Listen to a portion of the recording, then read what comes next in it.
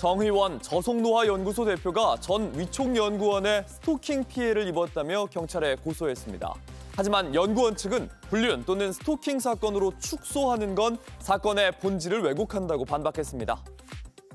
지난 17일 저속노화라는 말을 대중에 알린 정의원 대표, 함께 일하던 연구원을 경찰에 고소한다고 밝혔습니다. 스토킹과 비상식적인 공갈 협박이 반복됐다는 게 이유였습니다. 전 위촉연구원 A씨의 변호인 측은 보도자료를 내고 권력관계 속에서 발생한 성폭력 사건이라고 맞섰습니다. 정의원 대표는 소셜미디어 X에서 저속노화의 개념을 알리며 유명세를 얻기 시작했는데 이 계정을 운영한 건 A씨로 게시물, 좋아요, DM 등을 직접 작성했다고도 주장했습니다. A씨가 정 대표와 1대1 종속적인 근무관계에 놓여 있었고 정 대표에게 반복적으로 성적인 요구를 받아왔다고도 밝혔습니다. 또 사실상 정 대표의 고스트라이터였다면서 저서인 저속노화 마인드셋, A씨의 원고와 절반이 넘는 분량이 유사하다고도 했습니다. 저작권 침해 등에 분노한 A씨가 의사를 전하기 위해 연락한 걸 단순한 스토킹으로 규정할 순 없다는 겁니다. 정 대표 측은 저작권 문제가 아니라면서 기여도에 대해서 민사로 다투겠다고 했습니다. 정의원 저속노화 연구소 대표가 전 위촉 연구원 A씨를 스토킹 혐의 등으로 고소한 이후 처음으로 직접 입장을 내놨습니다. A씨가 성적 침해와 저작권 침해를 주장하며 맞서자 이에 대해 허위 사실이라며 반박한 겁니다. 그는 사적 관계와 유포되고 있는 상대 측 주장은 명백한 허구라며 법적 절차를 통해 사실관계를 명확하게 가릴 것이라고 밝혔습니다. 특히 정 대표는 A씨와 어떠한 불륜 관계도 없었다고 강조했습니다. A씨가 제기한 성폭력 주장에 대해서는 위력에 의한 관계였다는 건 결코 사실이 아니라고 반박했습니다. 책 저작권 침해 의혹에 대해서도 공동 저자 등재와 인세 30% 분배에 대한 상호 합의가 있었다면서 인세 정산까지 완료된 사안이라고 설명했습니다. 경찰은 정 대표가 A씨를 상대로 낸 스토킹과 공갈미수 혐의 등의 사건에 대한 본격적인 수사에 나섰습니다. 경찰은 조만간 정 대표를 불러 고소인 조사를 진행할 방침입니다. 자, 천천히 건강하게 늙는다. 이 저속노화 트렌드를 이끌면서 대중적으로 큰 관심을 받고 있는 인물, 바로 정희원 대표. 예능 프로에도 나오고 해서 많이들 아실 수 있는데요. 자, 이 과거에 함께 일했던 30대 여성에게 6개월간 스토킹을 당했다면서 고소를 했습니다.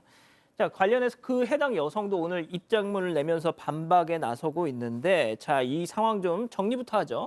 네, 우선 정희원 전 서울 아산병원 노년내과 교수이자 저속노화연구소의 대표, 요즘 정말 유명한 분이죠. 어제 보도자료를 통해서 이 정희원 교수가 전 직장인 서울 아산병원의 위촉연구원에게 올해 7월부터 12월까지 심각한 스토킹 피해를 입었다며 스토킹 처벌법 위반, 공갈 미수 등의 혐의로 고소를 할 예정이라고 밝혔습니다. 변호인에 따르면 2023년 말 당시 대학원생이었던 한 여성이 SNS를 통해서 팬이라면서 먼저 접근을 해왔고요. 당시 진료도 보고 저술도 하면서 많이 바빴던 정 대표의 업무를 보조하는 연구원으로 이 여성을 위촉했다고 해요. 이 여성이 스토킹을 한 당사자라는 건데요. 자, 함께 일하게 된 경위부터 여성 측과 입장이 다릅니다. 여성 측의 변호인은 이 여성이 정 대표의 추천으로 채용이 됐고 실제 연구 보조 업무는 거의 없었다. 대외 활동과 SNS 운영, 미디어 업무를 전담하는 구조였다라고 주장을 했습니다. 채용부터 고용 유지 또 업무 배분이 정 대표에게 종속된 구조였다고 주장을 했는데요. 이에 대해서 정 대표 측은 정 대표가 이미 6월에 퇴사를 했고 퇴사한 후에도 여성은 계속 근무를 했기 때문에 이 종속관계 주장 자체가 맞지 않는다라는 입장을 또 내놨습니다. 자, 함께 일한 지가 한 1년 6개월 정도였대요. 그런데 그 기간 동안 업무 관계 외에도 사적인 교류가 있었다. 자, 주장은 조금 다릅니다. 일단 정의원 대표 측의 변호의 주장에 따르면 2024년 3월부터 2025년 6월까지 사적인 교류가 시작이 됐다라고, 친밀감이 있었다라고 합니다. 근데 여성이 수시로 스킨십을 해왔대요. 일방적으로 키스를 하거나 뽀뽀를 하려고 했던 입맞춤도 있었다고 하고요. 또 여성이 마사지 해주겠다면서 숙박업소 예약해놓고 어떤 접촉이 있었는데 육체적 관계는 없었다는 게 정 대표 측 주장입니다. 여성의 주장은 상반됩니다. 이 정 대표가 어떤 자신의 어떤 성적 욕구라든지 이런 것들이 있는데 거기에 부합하는 역할 수행을 반복적으로 요구했고 본인 입장에서는 해고가 좀 두려웠기 때문에 거절하기 어렵다고 합니다. 요구가 병원 연구실이나 숙박업소, 뭐 여성의 주거지 등 여러 공간에서 이루어졌고요. 중단해달라고 의사를 밝히자 정 대표가 사회적 낙인이다 이런 얘기도 했다고 합니다. 저희가 이제 오늘 이 양쪽의 입장을 나란히 소개해드릴 수밖에 없습니다. 그래서 저희 방송 보시면서 그냥 판단은 우리 가족 여러분들의 몫이어야 될 것 같습니다. 자, 앞서 이제 들으신 얘기 중에 고개가 갸우뚱해지는 부분이 있었죠. 아니, 왜 예약한 숙박업소에 따라가냐? 여기 솔직히 저도 좀 의아합니다. 근데 정의원 대표 변호인은 또 이렇게 얘기를 하더라고요. 체크포인트 짚어보죠. 가스라이팅. 자, 변호인 얘기 들어보시죠. 팀회식이라든가 이런 거 끝나고 나서 취해 있는 상태의 정의원 박사한테 자기가 좀 가서 마사지를 해주고 풀어주겠다. 안 그러면 네가 타락한다. 이 사람이 정신 지배를 하려고 가스라이팅을 하려고 지금 엄청 노력을 해요. 자기가 그 교수님을 도와줘야 교수님이 이제 건강할 수도 있고 계속 타락하지 않을 수 있고 남자들이 사회생활하면서 얼마나 그렇게 되는지 알 수 없는데 자기가 옆에 있어서 얼마나 다행이냐 이런 식으로 계속 한 거예요. 자, 원장님. 일단은 이게 각각의 주장입니다. 정 대표 변호인에 따르면 이 여성이 정 대표가 과중한 업무로 정신적인 스트레스를 받고 있기 때문에 너가 타락하지 않기 위해서는 내가 반드시 필요하다.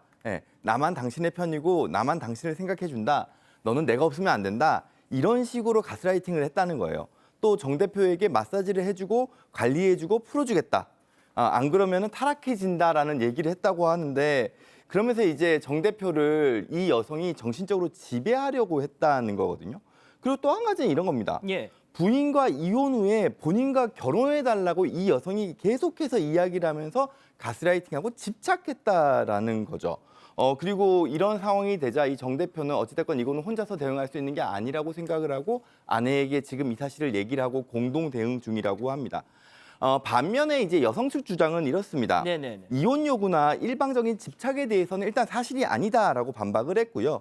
오히려 정 대표가 배우자와 처가에 대해서 나에게 계속 불만과 비난을 지속적으로 토로했고 이걸 듣는 게 너무 힘들어서 중단해달라고 요청했다. 그리고 이러한 정황이 담긴 객관적인 자료를 이 여성이 가지고 있다라고 일단 주장을 하고 있는 상황입니다. 그 객관적 자료를 오늘 그 반박문에는 따로 이렇게 뭐 첨부를 하지는 않았습니다. 자, 들으신 것처럼 완전히 막 이렇게 서로 평행선을 긋고 있죠.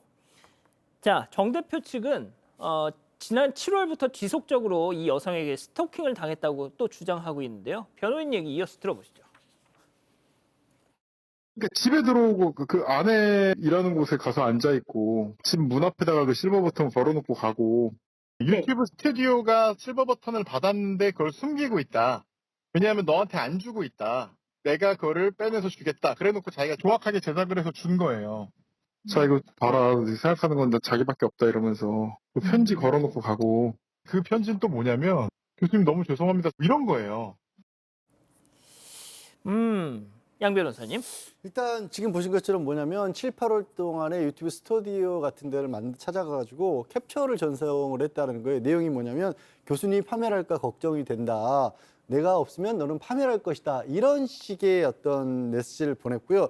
문자로, 이메일로, 그리고 뭐 제3자 명의라는데 부친으로 주장을 한답니다. 그런 제3자 명의 이메일을 보냈는데 협박을 했다, 사과를 했다, 이렇게 반복했다라는 겁니다. 그리고 집 앞에 공동현관 안에 넘어서서 그 집 앞에 현관까지 찾아가서 지금 보시는 게 뭐냐면 유튜브 구독자 10만 넘으면 실버 버튼을 주잖아요. 네. 그걸 자기가 직접 만들어가지고 저걸 또 집에 걸어놨다라는 겁니다. 편지와 함께 두고 가기도 하고 그러고 나서 10월 달에는 발목 골절이 있다면서 만남을 요구하면서 새벽에 이 거주지 집 1층까지 침입해서 기다리고 있기도 했다라는 겁니다. 그래서 이게 뭐 심지어 이제 얘기하신 것처럼 그 정 대표 그 아내가 일하는 곳에까지 찾아가기도 했다라는 거예요. 그래서 현재로서는 정 대표하고 집 쪽에 접근 금지 가처분, 임시 처분을 잠정 조치를 받아놓은 상황이긴 한데 그런 상황이 되니까 오지는 못하잖아요. 그러니까 12월 달에는 전화로 또 사회적으로 살해해야겠다라는 식의 협박을 했다라고 정의원 대표 측의 주장입니다. 이거는. 또. 예. 자, 정의원 대표 측 변호인은 저희하고 이렇게 들으신 것처럼 인터뷰에 응해 줬는데 이 해당 여성 측 변호인은 저희가 지금 구두로만 전해드리고 있는 이 입장문으로 가름하겠다라고 했습니다. 자, 박 변호사님, 스토킹 아니다 지금 계속 또 반박하고 있어요. 정반대입니다. 이게 이제 업무 관계가 있으면 위력에 의한 뭐 추행죄라든지 뭐 성범죄가 가능한 상황이라고 주장을 하고 있고요. 스토킹 역시 아니라고 얘기하면서 저작권도 문제가 된다는 게 여성 측 주장입니다. 특히 6월에 출간한 이 제목이 저성노화 마인드셋이라는 이인데 원래는 여성하고 이 정 대표하고 공동으로 출간을 하기로 같이 했었는데 이 문제가 생기니까 결국은 동의 없이 단독 저서로 지금 출간해서 요것도 사실은 저작권 이런 게 문제되는 거 아니냐 주장하고 있고요.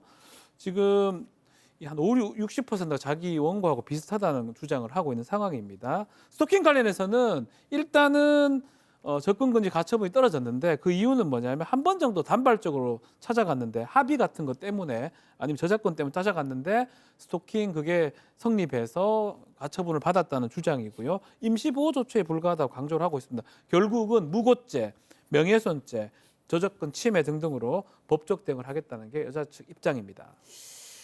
아유, 이렇게 진짜 너무 날석에 평행선을 긋고 있을 땐 참 저희가 이런 내용을 전해드리면서도 되게 조심스럽고 뭐 일단 뭐 시시비비를 가리는 건 법정에서 가려야 되니까 말이죠. 그럴 수밖에 없는데 양쪽의 주장이 정리를 하자면 이런 겁니다. 일단 정 대표 측은 저 여성이 집필 능력이 부족해서 도저히 공저자로서 쓸 수 있는 상황이 아니라서 공동집필 계약을 해지하고 대신에 기존에 판매된 거에 한 30%되는 1,000만 원을 줬다라는 거예요. 그리고 실제로 민사소송을 벌여서 얼마만큼이나 실제로 집필에 도움을 줬는지는 법적으로 다투겠다. 그리고 이게 문제가 예. 저작권 문제가 아니다는 게 정 대표 측의 주장인 겁니다. 일부 사생활을 빌미로 해서 이 정 대표가 벌어들인 수익 전체를 돈으로 합의금으로 요구하고 있는 이 공갈이고 스토킹이다 이렇게 주장을 하고 있는 거고 여성 측은 정반대예요. 위력에 의한. 본인이 이게 오히려 자기 집필 능력을 지적하는데 서울대를 나와서 대학원 과정이 있고 집필 능력이 뛰어났기 때문에 정 대표가 자기에게 같이 일을 해달라고 그렇게 주장을 해서 동의를 해서 그래서 일을 같이 했던 건데 이거를 전부 자기를 빼버리고 본인이 차지하려고 하는 게 지금 잘못됐다라는 거고 오히려 지금 정 대표가 공인으로서 있을 수 없는 그 부도덕한 행위를 하고 있다 이렇게 또 맞서고 있는 겁니다.